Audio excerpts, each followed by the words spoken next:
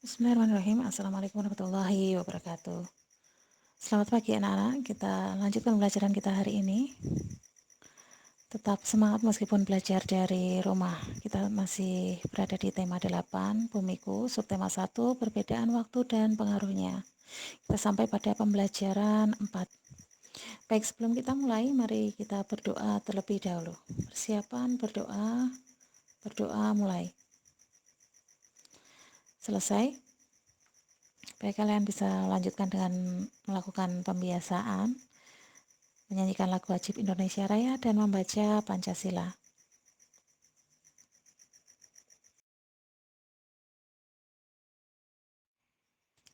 Nah, selanjutnya kalian bisa membuka buku kalian halaman 17. Nah, di situ disajikan sebuah gambar seperti yang ada pada slide 1 tadi ya. Apa yang dilakukan oleh anak-anak pada gambar tersebut? Ya, betul sekali. Jadi mereka sedang belajar. Nah, kegiatan tersebut dilakukan di bawah jembatan ya, kalian lihat. Nah, kita bisa mencontoh semangatnya untuk belajar ya, meskipun mereka berada di bawah jembatan, kemudian kekurangan fasilitas untuk belajar, tetapi tetap semangat untuk belajar. Nah, mereka adalah anak-anak jalanan yang sebagian juga termasuk anak-anak terlantar yang diberikan fasilitas belajar oleh rumah-rumah belajar, meskipun fasilitasnya sangat sederhana, mungkin hanya buku-buku, kemudian diberikan pembimbing-pembimbing yang bahkan mungkin tidak digaji. Nah, di sini kalian bisa lihat ada sebuah bacaan tentang rumah belajar Senin, judulnya maksudnya ya. Judulnya Rumah Belajar Senin, Tempat Anak Jalanan, Temukan Potensi Diri. Kalian bisa lihat di halaman berapa ini? 18 ya. Nah, sebelum kalian baca, kita lihat judulnya dulu ya. Nah, kita perkirakan apa kemungkinan yang akan dibahas di dalam bacaan tersebut. Apa kemungkinan perkiraan isi dari bacaan tersebut? Kalian masih ingat dalam materi bahasa Indonesia, dari judul kita bisa memperkirakan isi bacaannya nanti ya. Nah, perkiraan fakta-fakta yang akan ditemukan dari bacaan ini apa kalau dilihat dari judulnya. Jadi perkiraan fakta yang ditemukan dari bacaan kemungkinan ya adanya rumah belajar ya, karena judulnya Rumah Belajar Senin. Kemungkinan ada fakta yang akan ditemukan oleh yang akan kita ketemukan dari bacaan adalah adanya rumah belajar bagi anak jalanan untuk menemukan potensi dirinya.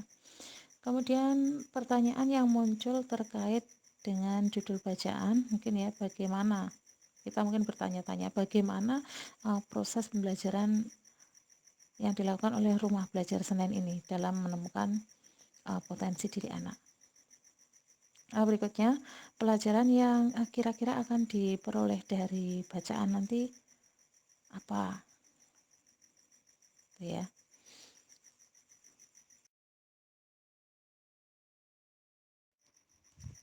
Nah, selanjutnya kalian bisa membuka buku kalian halaman 18. Nah, di situ ada teks bacaan yang tadi kita bahas. Nah, silakan dibaca sendiri teks tersebut, kemudian temukan fakta-fakta yang didapat dari teks bacaan, kemudian informasi baru yang kalian dapatkan dari keseluruhan teks bacaan tadi apa. Berikutnya pelajaran yang didapat dari bacaan tadi apa, kalian bisa tuliskan di dalam kolom ya. Kalian bisa buat kolomnya seperti ini, atau di buku langsung juga ada kolomnya seperti itu.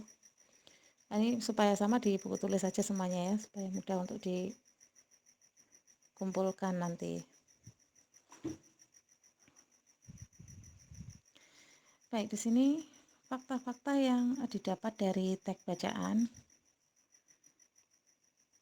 ini adalah tak jauh dari hiruk pikuk pasar Senen. terdapat sebuah rumah sewaan di Jalan Dahlia, sebelah rel kereta api, yang menyimpan berbagai kisah inspiratif para profesional dari berbagai latar belakang pekerjaan. Didirikan tahun 2005 dengan nama awal Komunitas Bimbel Senen atau KBS oleh kaum muda Jemaat GKI Kuitang yang bekerja sama dengan komunitas Sahabat Anak atau kemudian rumah belajar Senen tadi awalnya sempat mengalami benturan perizinan dengan kekhawatiran nuansa agama. Bahkan kegiatan belajar mengajar juga sempat terhenti karena kesibukan para relawan selama 2 tahun pada tahun 2006 hingga 2008. Namun kini Rumah Belajar Senen atau RBS telah berhasil bangkit dan menaungi sekitar 60 anak-anak jalanan dari usia 3 tahun yaitu TK hingga siswa kelas 2 SMP. Nah, itu fakta yang ada dalam bacaannya. Kemudian informasi baru yang didapat dari keseluruhan teks bacaannya. Selain hanya mengajar, Rumah Belajar Senen atau RBS juga mengutamakan perhatian pada setiap aspek kesejahteraan anak-anak, mulai dari penyediaan penjemputan, asupan nutrisi, periksa kesehatan gratis oleh dokter, penyuluhan untuk orang tua mengenai cara mendidik anak yang benar, bahkan dukungan total bagi setiap anak untuk menemukan potensi dirinya. Nah, meskipun sebenarnya sudah sekolah, namun kenyataan bahwa standar kegiatan belajar mengajar di sekolah asal anak-anak Rumah Belajar Senen masih sangat minim, membuat miris hati para relawan Rumah Belajar Senen. Hal inilah yang terus memotivasi pihak RBS atau Rumah Belajar Senen untuk selalu bertindak lebih bagi setiap anak. Nah, kolom yang ketiga, pelajaran yang didapat dari bacaan. Nah, pentingnya penyamarataan pendidikan bagi setiap anak tanpa terkecuali adalah sebuah pelajaran yang dapat dicatat dari teks bacaan ini ya.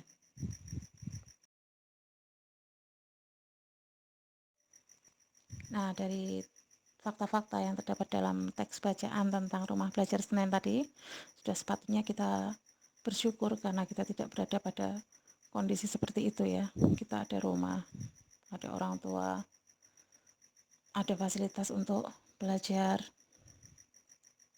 Nah, sudah selayaknya kita bersyukur dengan menjalankan kewajiban-kewajiban, utamanya kalau pelajar ya sebagai pelajar. Nah, kalian bisa lihat peta pikiran di sini. Nah, coba petakan apa saja yang menjadi kewajiban sebagai seorang pelajar. Ini jawabannya boleh berbeda-beda ya. Nah, menurut kalian masing-masing apa kewajiban kalian sebagai seorang pelajar? Misalnya kalau kewajiban ya belajar dengan giat, boleh berbeda ya. Belajar dengan giat dan tekun, mengikuti upacara bendera dengan tertib, mematuhi peraturan yang berlaku di sekolah, menjaga kebersihan di sekolah, kemudian menjaga keamanan dan kenyamanan di sekolah. Nah, kalian boleh tuangkan sesuai dengan apa yang kalian pikirkan sendiri. Kewajiban kalian sebagai seorang pelajar itu apa saja. Nah, anak-anak tidak hanya di Indonesia tetapi juga di negara-negara lain, khususnya di Asia Tenggara, juga terus meningkatkan pendidikan warga masyarakatnya. Nah, seperti misalnya di Thailand dan juga Filipina. Nah, di sini kalian disajikan sebuah teks tentang kondisi geografis di Thailand dan juga Filipina. Nah, kalian bisa baca sendiri ya untuk mempersingkat durasinya ini ya. Nah, silahkan dibaca, nanti kita akan temukan informasi-informasi pentingnya setelah kalian baca. Silahkan dibaca sendiri.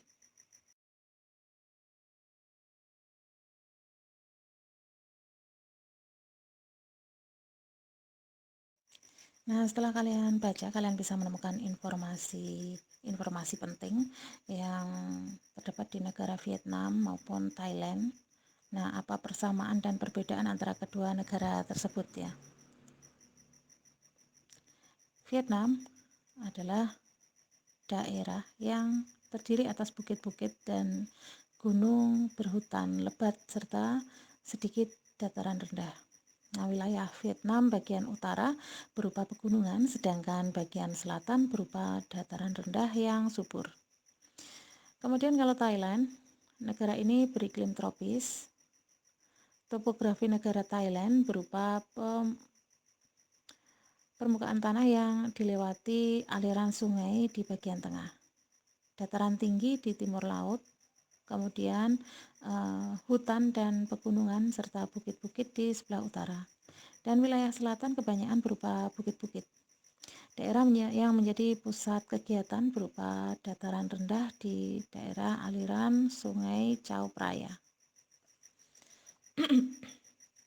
Nah, berikutnya, kedua negara ini sama-sama berada di Asia Tenggara ya, dimana keduanya sama seperti negara-negara Asia Tenggara lainnya subur dan karena mendapatkan paparan sinar matahari yang cukup.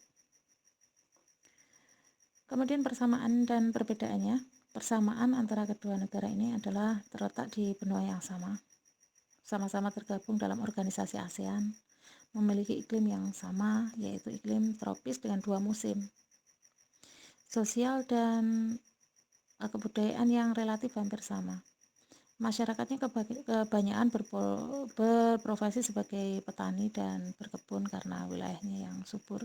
Kemudian memiliki sektor tambang yang sama, yaitu minyak dan batu bara. Kemudian perbedaannya, Thailand pemerintahnya berbentuk kerajaan, sedangkan Vietnam pemerintahnya berbentuk republik. Berikutnya perbedaan yang kedua, Thailand dan Vietnam memiliki bahasa nasional yang berbeda, memiliki kesenian yang berbeda. Berikutnya letak secara geografis maupun astronomis juga berbeda. Mata uang juga berbeda.